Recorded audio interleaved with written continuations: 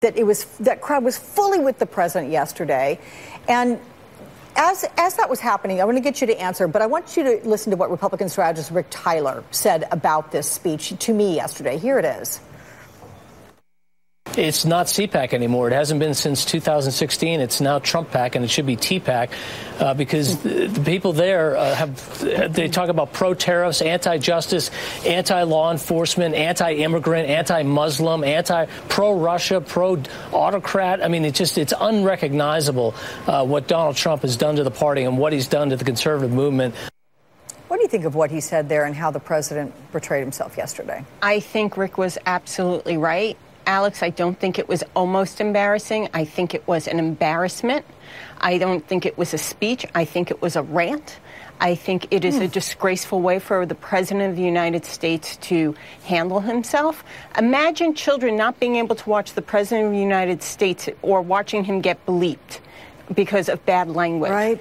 That's the easiest part to kind of take apart and say what he's done to the Oval Office. And Rick is right. What he has done to the conservative movement is just completely hijacked. And I blame the people in that crowd because they'd rather be entertained than face hard realities and face the fact that they have sold themselves out to the great entertainer of our political times. And that's all they have done. And they are doing nothing to move forward policies that matter for us to be taken seriously as a party. I mean, I'm fortunate enough that I have some actually prominent Democrats who have said, please don't leave the party yet. I know you must be ready to go, but we're going to need solid Republicans like yourself to move forward. But can the Republican Party, as we knew it in the past, move forward? I mean, Rick Tyler suggested there's no chance of it being resurrected. I somewhat disagree. I think there can be. Unfortunately, I think it's going to take a time where we face a disaster in our country, whether it be a natural disaster, a financial disaster, a terrorist attack, something that requires strong leadership and real policies and things to help us go forward as a nation.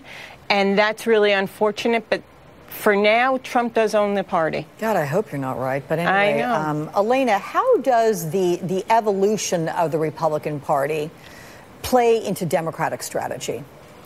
Well, to your point, I think that this party has become a case study in cult behavior and groupthink. And I think that we're seeing that translate to members of Congress who are standing by this president when a party that used to be the party of family values, we're seeing him order the stripping of children from their families at the border.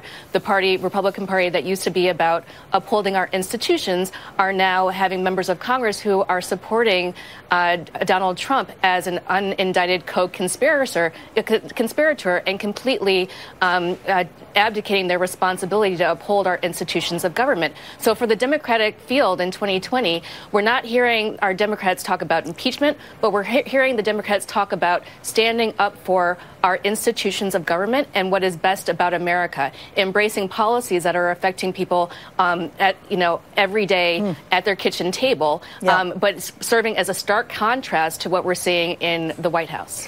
Here's part of what was written in a new article in the Washington Post. I want to read part of it to you, Susan, have you react, in which it says, Representative Mike Simpson, a Republican, publicly acknowledged what many Republicans say privately. The GOP is wholeheartedly accepting behavior and policies from Trump that would spark outrage from a Democratic president, particularly Trump's attempt to use executive power in defiance of Congress to secure funding for a wall along the Mexican border. How can Republicans justify that? I have no idea, Alex. I think it's a shame that only 13 members of the House voted for the resolution that's moving to the Senate. I'm happy to see that now, at least in the Senate, it looks like that vote will pass. So the president will have to decide if he wants to veto and put forward, and seek an override for that power to create a national emergency. The Republicans have shown right now in leadership that they are in no position to lead. They are not. They have no moral fiber left in them because of the way they've sold themselves to Donald Trump. And what's worse is they're not doing their job in any shape or form by just laying down and letting Donald Trump walk all over them. Here's the last question to you, Elena, and it refers to the CPAC address in which the president knocked Democrats for the Green New Deal, calling them socialists at any opportunity. There's a new Wall Street Journal, NBC poll, which found that 50% of Americans view that term, socialism or socialist, negatively. How concerned are you about this becoming a key attack line for Republicans? I do think that the democratic socialism is going to be the new buzzword for Republicans, and I do think that that is somewhat of an Achilles heel for us as Democrats. However, I think the policies that that the Democrats are espousing, particularly the progressive policies on that have been espoused by Bernie Sanders, actually do resonate well with the Democratic Party. I think that people understand that climate change is real and that attacking it and addressing it, for example, and aligning it with an economic policy agenda will actually inure to the benefit of our working families and voters of color in particular, who could benefit from these new proposals that are being laid out beyond the aspirations of the Green New Deal, but in the details of these green policies and progressive policies. Okay, ladies, thanks for the chat. Susan, Elena, I'll see you guys again. Thank you. Thank you. The number 60 and why that is the talk of Washington today.